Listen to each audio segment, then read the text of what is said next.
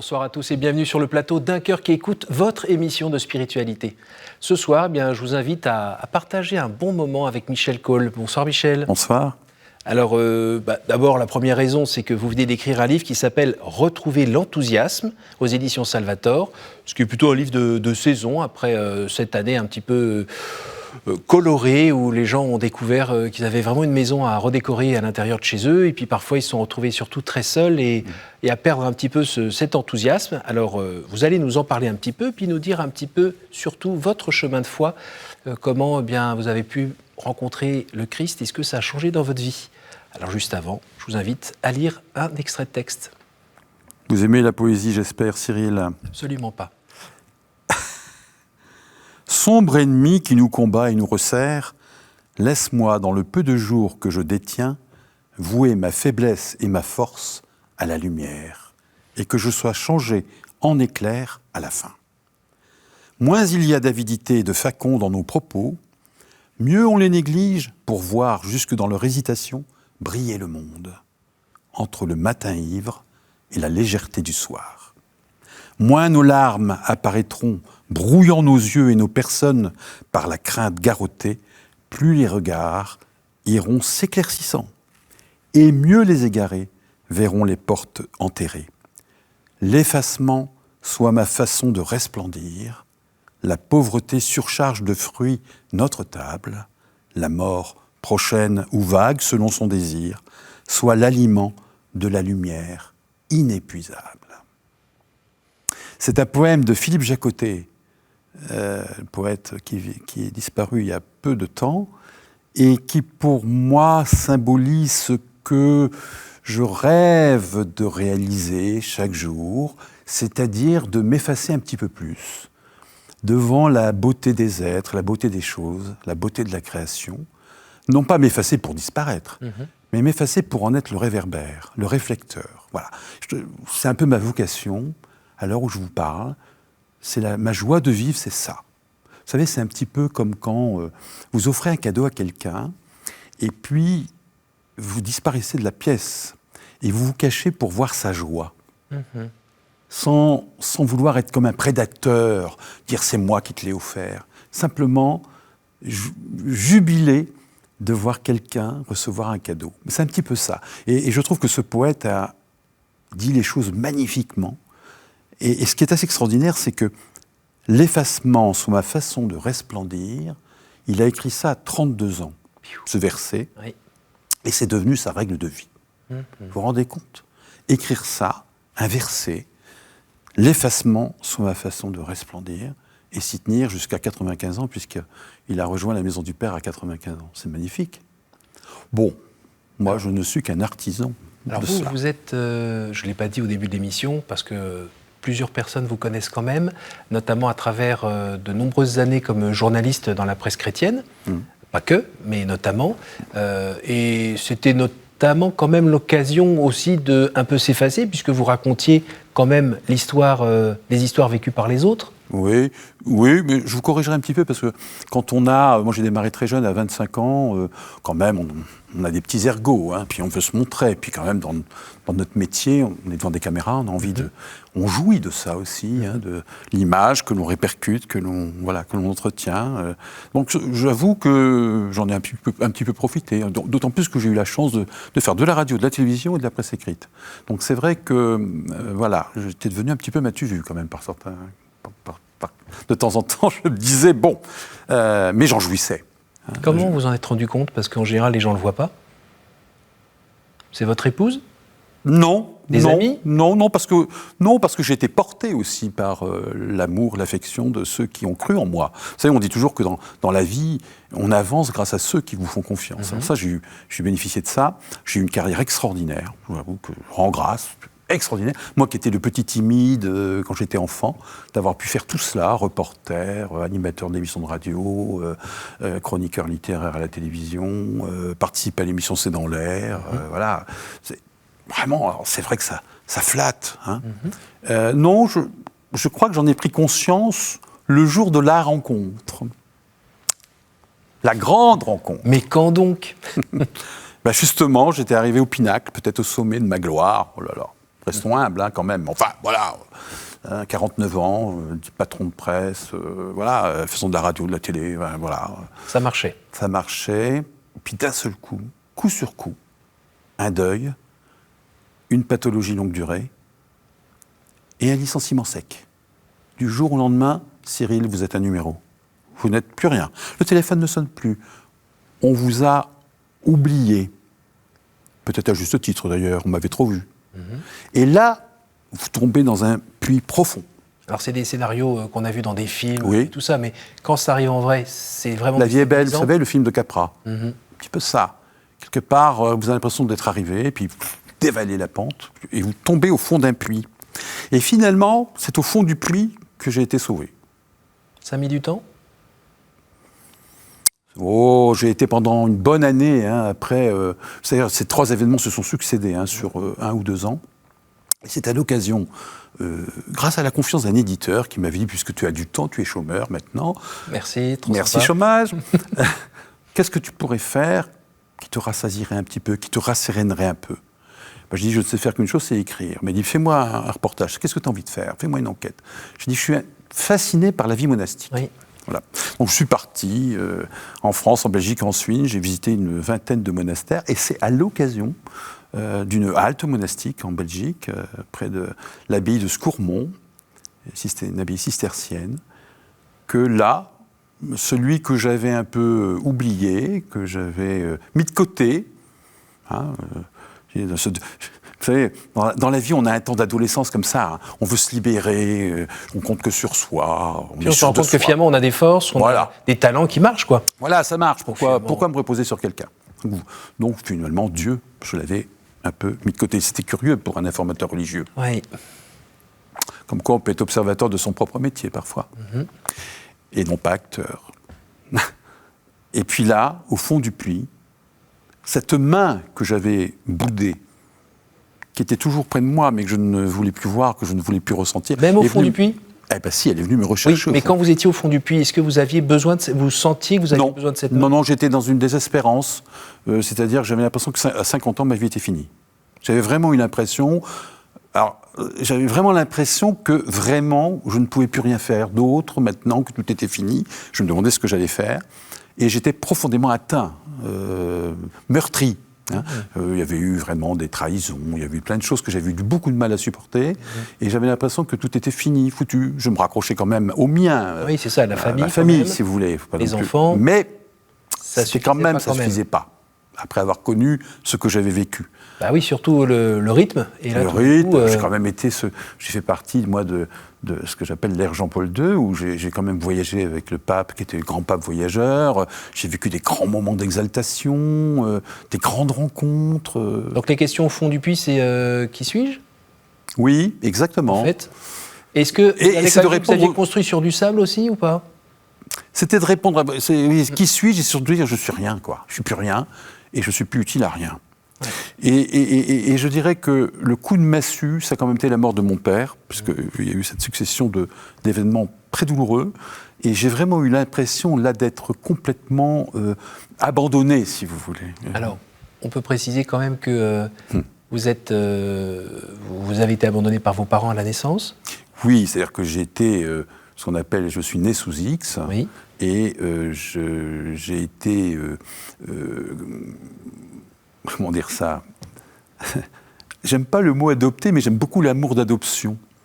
Mais je suis rené, d'une certaine manière, 10 jours après ma naissance, puisque Robert et Madeleine, qui ne pouvaient pas avoir d'enfants, avaient fait une demande auprès de cette institution religieuse qui recueillait les enfants. Vous savez, je me dis souvent que si j'étais né à l'époque de Saint-Vincent de Paul, j'aurais été trouvé sur les marches d'une église.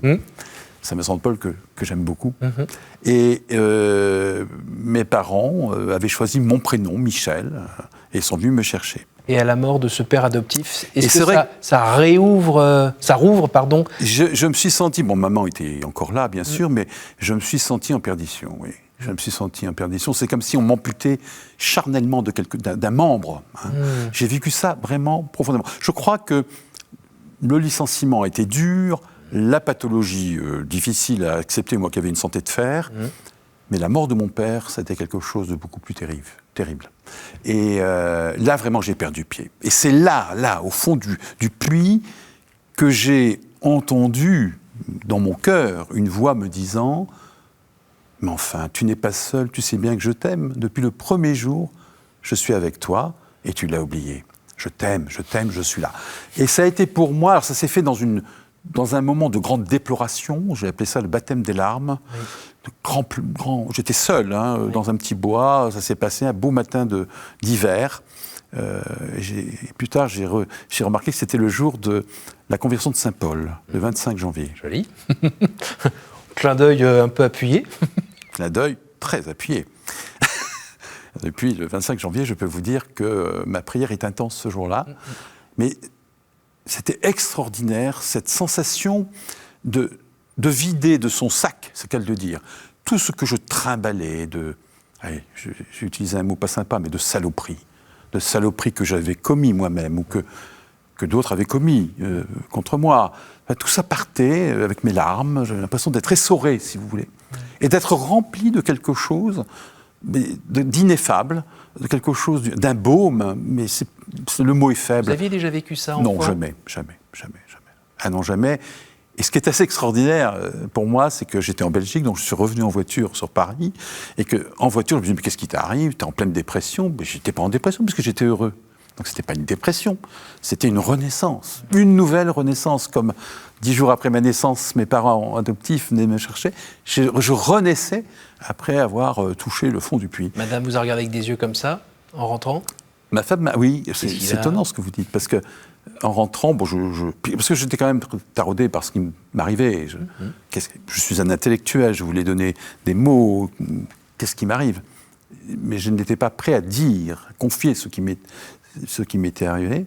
Et mon épouse m'a regardé dans les yeux, m'a dit, mais qu'est-ce qui est arrivé ? Les yeux de l'amour, c'est extraordinaire. Elle a lu dans mes yeux, et je lui ai dit, mais... Et plus tard, après, je lui demandais, mais qu'est-ce que tu avais dit ? Tu avais les yeux brillants, et j'ai senti qu'il s'était passé quelque chose. C'est beau. Ouais. On ne voit qu'avec les yeux du cœur. Alors, à partir de ce moment-là, vous avez recommencé à construire sur du roc ? À partir de ce moment-là, j'ai commencé à fonder ma vie quotidienne sur la prière. Moi qui ne priais jamais, je ne dis pas que je ne priais pas, j'étais un grand sentimental religieux, j'avais une sentimentalité religieuse, j'avais une dévotion pour la Vierge Marie. Et puis vous êtes né dans une famille catholique. Vous avez toujours grandi là-dedans. Voilà, je voulais être prêtre étant petit. Dans ma chambre, je célébrais la messe. Je ne sais pas si les petits garçons connaissent ça, ceux qui sont... Voilà, et puis vous avez toujours parlé de ça en suivant le pape dans votre métier. Oui. Vous baignez dedans, mais c'était là. Oui, mais avec beaucoup de tiédeur. Je pense qu'avec beaucoup de passion. J'ai une passion de mon métier. Quand vous suivez des personnages comme Jean-Paul II, c'est vrai que vous êtes au cœur de l'histoire. Donc j'étais... Avec un esprit critique aussi ? Oui, tout à fait. Oui, l'esprit critique, oui, tout à fait. Oui, j'ai toujours eu un esprit critique assez acéré. Et la dimension spirituelle, la dimension oui, j'étais touché. Je vivais des grandes émotions. D'accord, oui, c'est ça. Je me souviens à Assise, par exemple, la rencontre d'Assise, qui pour moi a été un grand moment, puisque ça m'a engagé ensuite moi-même à devenir, à mon niveau, un acteur du dialogue interreligieux. Ça m'a profondément marqué.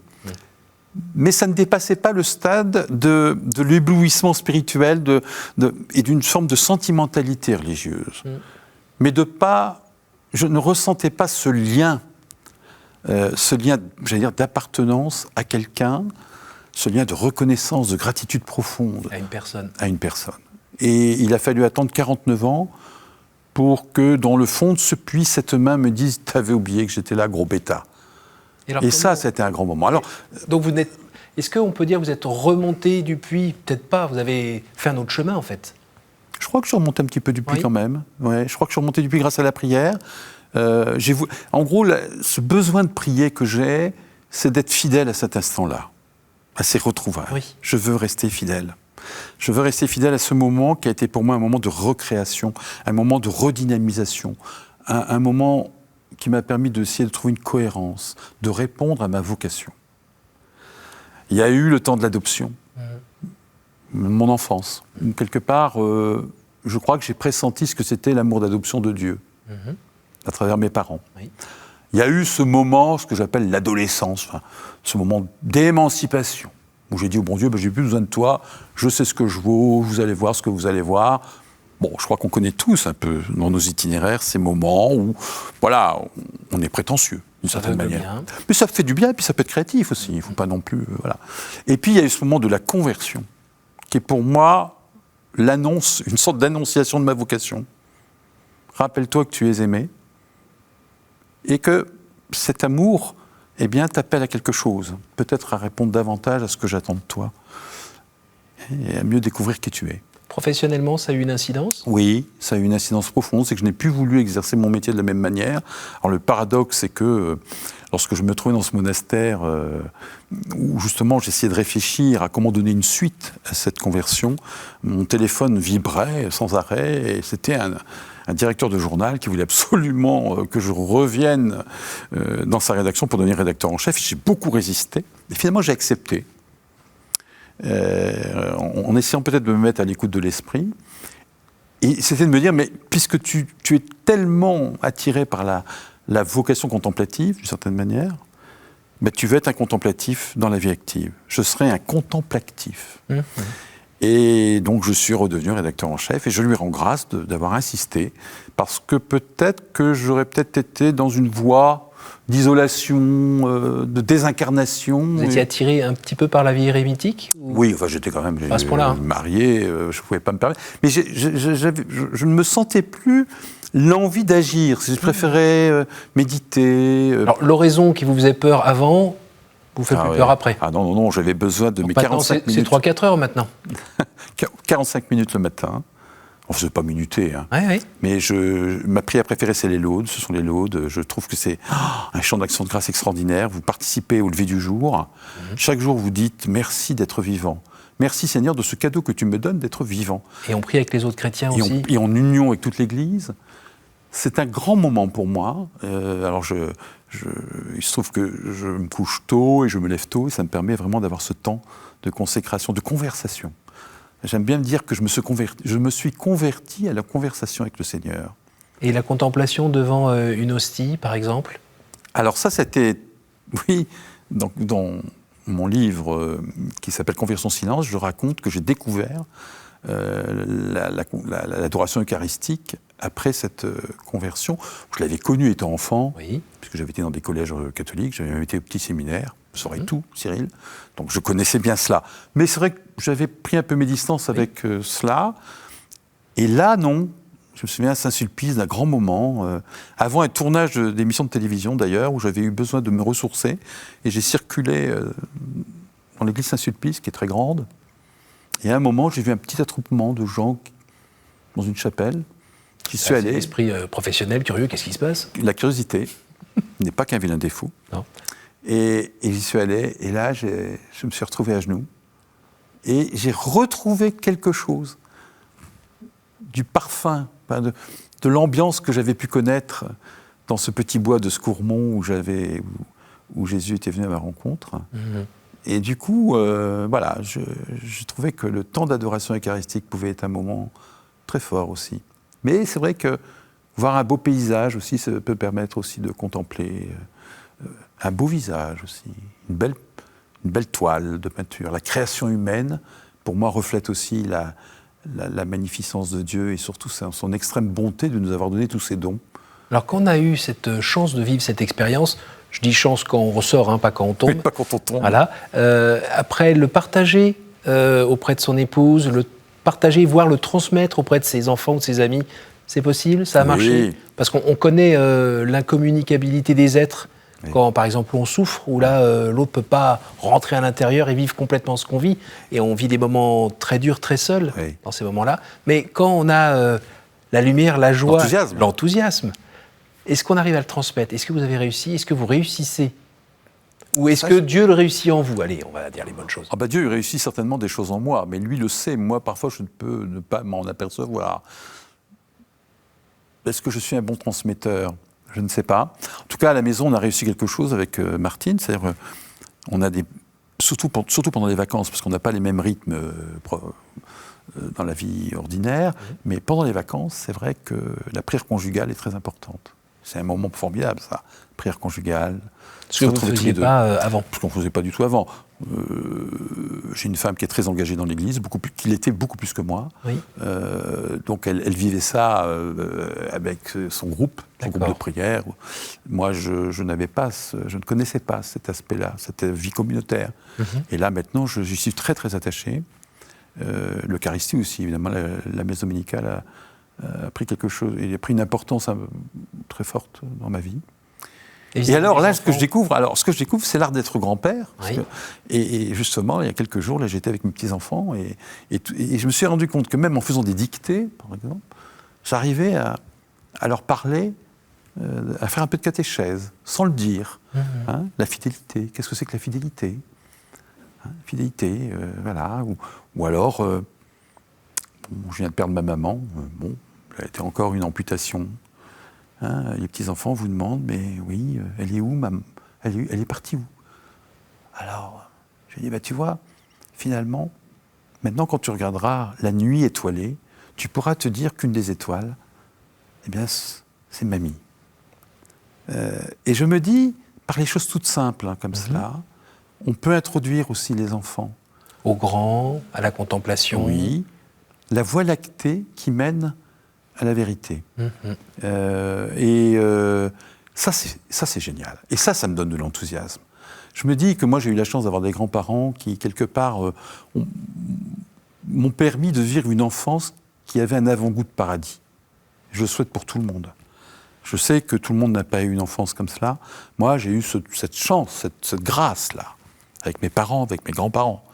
Et je souhaite aujourd'hui transmettre aussi cela à mes petits-enfants, et que le temps que le Seigneur va me donner maintenant, je voudrais que ça soit ma priorité.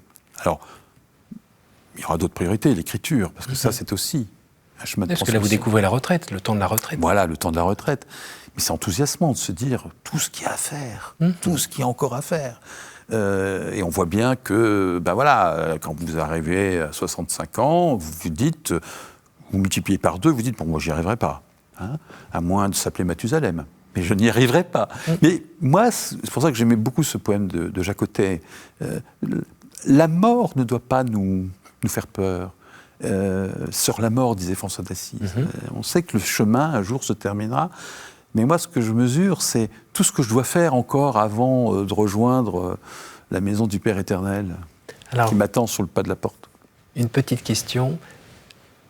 Parfois, il y a des personnes qui, après avoir revu la lumière, on va dire, d'être sorties de ce puits, parfois perdent un petit peu d'énergie à se dire « Ah, j'aurais dû faire ci, j'aurais dû faire ça », et ils ont des remords, des regrets et autres. Est-ce que vous avez été un petit peu attaqué par... Non, moi je suis un homme du matin, comme disait Jean Sullivan. Le chrétien est un homme ou une femme du matin. C'est-à-dire, moi, chaque jour est un nouveau combat. Chaque jour est une nouvelle aventure, et je ne regarde pas trop en arrière. Non pas pour oublier les choses, au contraire, je n'oublie rien. Je crois que j'ai une bonne mémoire en plus, et je sais ce qui a été du bon grain, je sais aussi ce qui a été de l'ivraie. Et là, le pardon ne s'est pas fait pour rien. Mais je regarde devant moi. Je regarde devant moi, et c'est pour ça que j'aime les laudes, le lever du jour. Et ça contribue aussi à vivre l'enthousiasme. Oui. Comme ça, on laisse un peu de place dans son cœur à Dieu, plutôt qu'à des rancœurs, à des... Oui. Je crois la vie est belle. La vie est aussi courte. Oui. Ça va vite. Ça va très, très vite. Ne gaspillons pas ce temps, ce cadeau qui nous est donné. Faisons fleurir les plus belles fleurs de notre jardin, plutôt que de biner les mauvaises herbes. Alors Michel, je ne suis pas là en train de me fabriquer un éventail. Qu'est-ce que vous allez faire? Mais je vais vous demander de me dire un chiffre entre 1 et 10, s'il vous plaît. 3. En dehors de la Sainte Famille, quel est le personnage biblique qui vous touche le plus en ce moment? En ce moment, Noé. J'aime beaucoup Noé. En un mot, pourquoi? Je vais vous dire pourquoi. Parce qu'on en a parlé il n'y a pas très longtemps avec mes petits-enfants, c'est leur personnage préféré. Ils aiment Noé parce que Noé, il obéit aveuglément à un ordre dingue. Il faut quand même dire les choses, c'est complètement dingue. Et sauver toute la création, et il le fait avec une simplicité, une humilité, avec sa famille, tout le monde se met à la tâche, et c'est formidable. Et Noé... Voilà, il croit, il croit, il croit. C'est pour moi le croyant. Il fait. Il croit et il fait. Et j'aimerais être un petit Noé. C'est prétentieux. Et une dernière fois, entre 1 et 10 1. Quelle est la vertu qui vous manque et à laquelle vous aspirez? L'humilité. Je pense que ça revient au poème de Philippe Jacotet. Et je crois que, pour moi, c'est la vertu cardinale du chrétien, mais peut-être de tout homme. On n'est grand que par l'humilité dont on témoigne. Je pense que tous ceux qui ont fait de grandes choses étaient de grands humbles. Mais on peut faire de grandes choses sans être un grand homme ou une grande femme. D'accomplir sa vocation, mais dans l'humilité. Si j'avais une image, c'est le festin de Babette. Vous savez, cette femme qui fait un grand repas pour rendre heureux les gens. Oui. Moi, une de mes fonctions durant cette retraite que j'entame, qui sera une retraite active, ça va être ça. J'adore faire la cuisine. Faire la cuisine pour rendre les gens qui viendront chez moi. Si vous venez un jour, je vous ferai un bon repas. Voilà, c'est ça. Et le cuisinier, il est dans la cuisine. Il est tellement content de préparer quelque chose, et il sera content à table de voir les autres dire « Ah, dis donc, qu'est-ce que c'est bon !» Voilà. Merci beaucoup, Michel. Merci d'être venu nous partager votre parcours, votre chemin de foi. Je rappelle le titre de votre livre, Retrouver l'enthousiasme, aux éditions Salvator. Et il faut vraiment être bigleux pour ne pas voir qu'il vous anime. Merci. Merci à vous tous pour votre fidélité. Merci d'avoir suivi cette émission. Évidemment, partagez-la autour de vous comme la lumière qu'on ne laisse pas sous le boisseau, vous le savez bien. Et vous pouvez le faire grâce à notre site www.ktotv.com. Quant à moi, je vous donne rendez-vous la semaine prochaine.